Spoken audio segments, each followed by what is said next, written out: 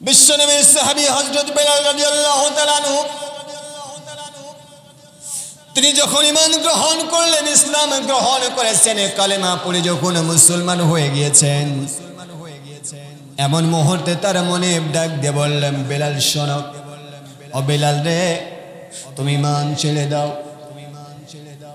বেলাল ডাক দিয়ে বললেন, মনিব,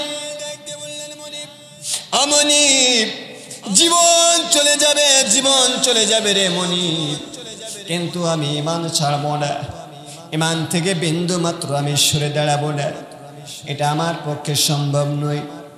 হযরত বেলাল রাদিয়াল্লাহু তাআলা আনহুকে গলার মধ্যে রশি বেঁধে টেনে টেনে উত্তপ্ত মরুপ ভূমির প্রান্তরে বালুর উপরে শোয়া দেওয়া হলো,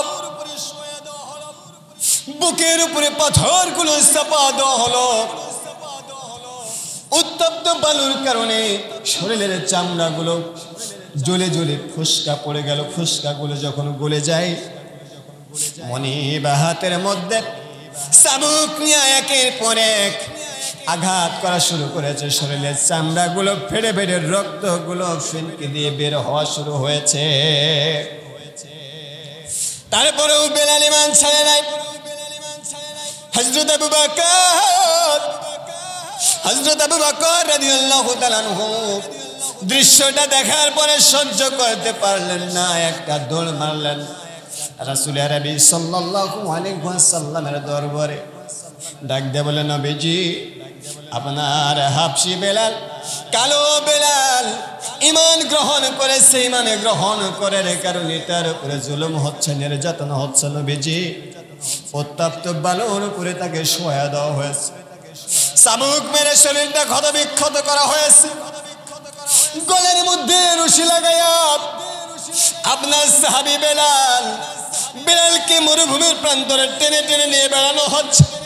শরীরের চামড়াগুলো, মাংসগুলো খসে খসে জমিনের মধ্যে পড়ে যাচ্ছে। তারপরও বেলাল ঈমান ছাড়ে না। আমি আবু বকর, আমার তো সহ্য হয় না, কি করা যায়?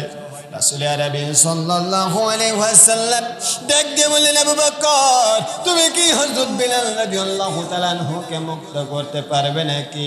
আবু বকর একটি দৌড় মেরে চলে গেলেন। তার মনিবকে এক নয় দুই নয় 40,000 দিরহাম দিয়া তাকে মুক্ত করলেন। জোরে বলেন সুবহানাল্লাহ। আবু বকর তাকে মুক্ত করলেন। বিশ্বনবীর দরবারে হযরত বেলাল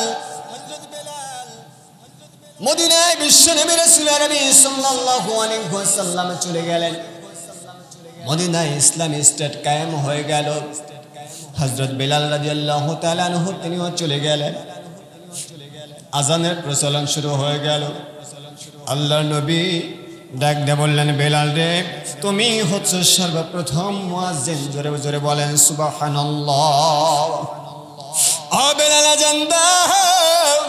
ও বেলাল, আযানের ধ্বনি উচ্চারণ করো, আযান দাও। বেলালকে আল্লাহ সুবহানাহু ওয়া তাআলা এত সুন্দর কণ্ঠ দিয়েছিলেন। বেলাল আযান দিতে দেরি হতো, কিন্তু মসজিদগুলো মানুষে পরিপূর্ণ হতে দেরি হতো না। জোরে বলেন সুবহানাল্লাহ। এত সুন্দর কণ্ঠ আল্লাহ সুবহানাহু ওয়া তাআলা তাকে দিয়েছে।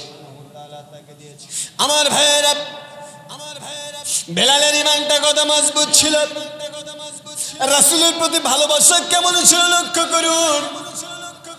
হযরত বেলাল রাসূলকে দেখে দেখে এত ভক্ত হয়েছিল, এত মহব্বতের পাত্র হয়ে গিয়েছিল, রাসূলকে ছাড়া থাকতে পারে না। সব সময় রাসূলের সংস্পর্শে থাকার জন্য চেষ্টা করল, সব সময় রাসূলের সংস্পর্শে থাকার জন্য চেষ্টা করে বেলাল। যখন রাসূল সাল্লাল্লাহু আলাইহি ওয়াসাল্লাম দুনিয়া থেকে বিদায় গ্রহণ করবেন, এই দুনিয়া থেকে চলে যাবেন, জিবরাইল আলাইহিস সালাম এবং সঙ্গে আজরাইল আলাইহিস সালাম চলে আসলেন। আজরাইল আলাইহিস সালাম ডাক দিয়ে বললেন, ইয়া রাসূলুল্লাহ, ইয়া হাবিবাল্লাহ, আল্লাহ সুবহানাহু ওয়া তাআলা আপনাকে সুন্দর একটি সুযোগ দিয়েছেন, গোল্ডেন অফার দিয়েছেন, সুবর্ণ সুযোগ দিয়েছেন। আপনি যদি থাকতে চান দুনিয়াতে আপনার উম্মতের সঙ্গে আপনি থাকতে পারবেন, কোনো সমস্যা নাই। আবার যদি আপনি যাইতে চান আল্লাহ সুবহানাহু ওয়া তাআলার ডাকে সাড়া দিয়া সেটাও পারবেন, কোনো সমস্যা নাই। তবে ইয়া রাসূলুল্লাহ, ইয়া হাবিবাল্লাহ, আল্লাহ সুবহানাহু ওয়া তাআলা আপনার জন্য অপেক্ষমান, আপনার জন্য অপেক্ষমান। আপনি কি করবেন চিন্তা করুন। আমার আপনার নবী রাসূল আরবি সাল্লাল্লাহু আলাইহি ওয়াসাল্লাম ডাক দিয়ে বললেন, আজরাইল শোনো রে, আমি আর দুনিয়ায় থাকতে চাই না, বরং আমি আমার আল্লাহর ডাকে সাড়া দিয়া তার দিদারে ধন্য হতে চাই। জোরে বলেন সুবহানাল্লাহ। রাসূল নবী সাল্লাল্লাহু আলাইহি ওয়াসাল্লাম দুনিয়া থেকে বিদায় গ্রহণ করলেন। সমস্ত মানুষগুলো পাগল পারা দিশেহারা, সমস্ত মানুষগুলো কান্নায় ভেঙে পড়েছে, পাগল পারা দিশেহারা হয়ে ছুটাছুটি শুরু করেছে। অনেকে বিশ্বাস করে না রাসূল দুনিয়া থেকে চলে যাবে। হযরত ওমর খোলা তরবারি হাতের মধ্যে নিয়ে ঘোষণা করল, যে আমার সামনে উচ্চারণ করবে আল্লাহর নবী দুনিয়া থেকে বিদায় গ্রহণ করেছে, আমি ওমর তার গর্দান থেকে মাথাটা আলাদা করে ফেলব, তার দেহ থেকে মাথাটা আলাদা করে ফেলব। আবু বকর রাদিয়াল্লাহু তাআলা আনহু তাকে শান্ত করলেন, কিন্তু হযরত বেলাল রাদিয়াল্লাহু তাআলা আনহু তিনি আর ধৈর্য ধরতে পারলেন না, তিনি ধৈর্য ধরতে পারলেন না। রাসূলকে দাফন করা হলো, কবরস্থ করা হলো। কিছুদিন পর ডাক দিয়ে বললেন, ছোট্ট একটা টোপলা বেঁধেছে কাপড় চোপড় নিয়ে হযরত আবু বকর রাদিয়াল্লাহু তাআলা আনহুর সামনে দাঁড়িয়ে ডাক দিয়ে বলে, আবু বকর, আমি আর এই মদিনায় থাকতে চাই না রে আবু বকর, আমি সিরিয়ার দামেস্কে চলে যেতে চাই, তোমার মতামত কি? আমি আর মদিনায় থাকবো না।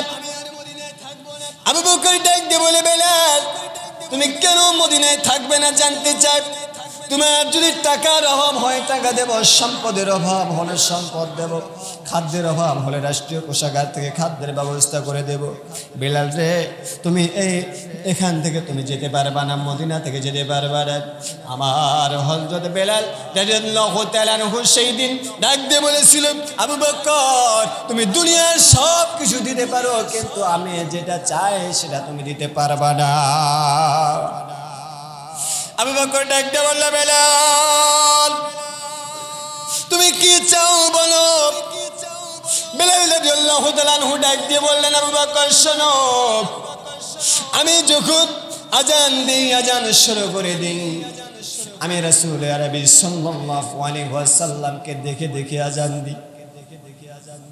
আমি বেলাল যখন আজান দেব রে, আমি আমার বিশ্ব নবী রাসূল আরবি সাল্লাল্লাহু আলাইহি ওয়াসাল্লামের সুন্দর চেহারাটা দেখতে পারবো না। এই চেহারা আমার সামনে তুমি উপস্থিত করতে পারবে না আবু বকর, আমি চলে যাব।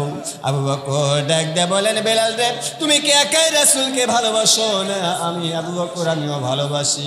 সেই দিনে বেলাল ডাক দিয়ে বলেছিল, আবু বকর, আপনিও রাসূলকে ভালোবাসেন, আমি বেলাল আমিও ভালোবাসি, তবে আপনি রাসূলকে না দেখে থাকতে পারেন, কিন্তু আমি বেলাল, আমি বিশ্ব নবীকে না দেখে থাকতে পারবো না। জোরে বলেন সুবহানাল্লাহ।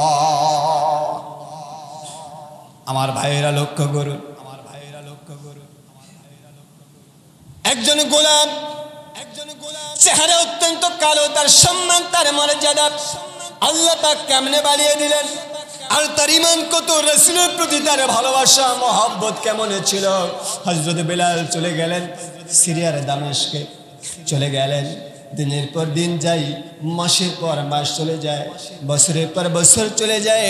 একদিনে হযরত বেলাল রাদিয়াল্লাহু তাআলা আনহু স্বপ্নে দেখে বিশ্বনবী রাসূল আরবি সাল্লাল্লাহু আলাইহি ওয়াসাল্লাম ডাক দিয়ে বলে, বেলাল রে, আমাকে ছেড়ে তুমি দীর্ঘ সময় হলো চলে গিয়েছো, একটা বার কেন আমার কবরটা জিয়ারতের জন্য আসো না? একটা বার কেন আমি বিশ্বনবী আমাকে তোমার কণ্ঠে আজান শোনাও না? এমন করে হযরত বেলাল রাদিয়াল্লাহু তাআলা আনহু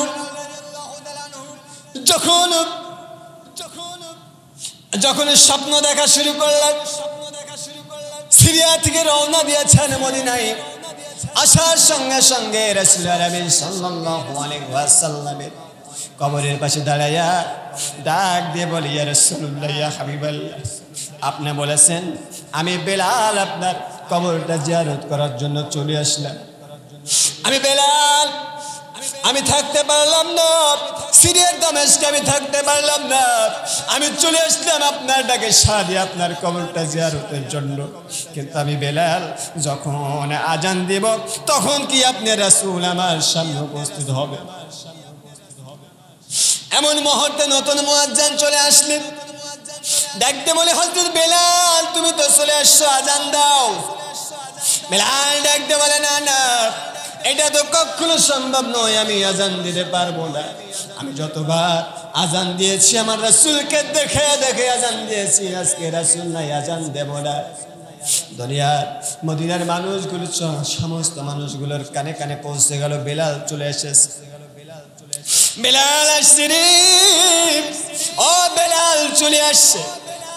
মানুষজন ছোটাছুটি শুরু করলো, সমস্ত মানুষগুলো একেবারে ছোটাছুটি শুরু করে চলে আসলো। ডাকতে বলে বেলাল রে, কতদিন হলো তোমার কণ্ঠে আজান শুনি নাই, তোমার মধুর কণ্ঠে আজান শোনা হয় নাই। বেলাল তুমি একটাবার আজান দাও। কলিজা জোড়ায়া মনটা ভরে আজানটা শোনে। বেলাল সেদিন রাজি হলো না। লোকজন চিন্তা ভাবনা করলো আজকে দুনিয়ার কোন মানুষ বেলালকে রাজি করতে পারবে না, একমাত্র ইমাম হাসান আর হোসেন ছাড়া। ইমাম হাসান হোসেনকে ডাকা হলো। তাদের কথা অনুযায়ী হযরত বেলাল রাদিয়াল্লাহু তাআলা আনহু আজান দেওয়ার জন্য প্রস্তুতি গ্রহণ করলো। ছাদের উপরে আজান দেওয়ার জন্য যখন দাঁড়ায় একের পর এক আজানের ধ্বনিগুলো শুরু করে দিয়েছে, আজান দেওয়া শুরু করেছে। আমার ভাইরা আজান হচ্ছে, কিন্তু যখন আশহাদু আন্না মুহাম্মাদার রাসূলুল্লাহ যখন শব্দটা উচ্চারণ করেছে, বেলাল আর সহ্য করতে পারে নাই, অজ্ঞান হয়ে সঙ্গে সঙ্গে জমিনের মধ্যে পড়ে গেল। আমার ভাইরা এত ভালোবাসা এত মহব্বত বেলালের মধ্যে ছিল, ওই বেলাল অজ্ঞান হয়ে জমিনের মধ্যে পড়ে গেল।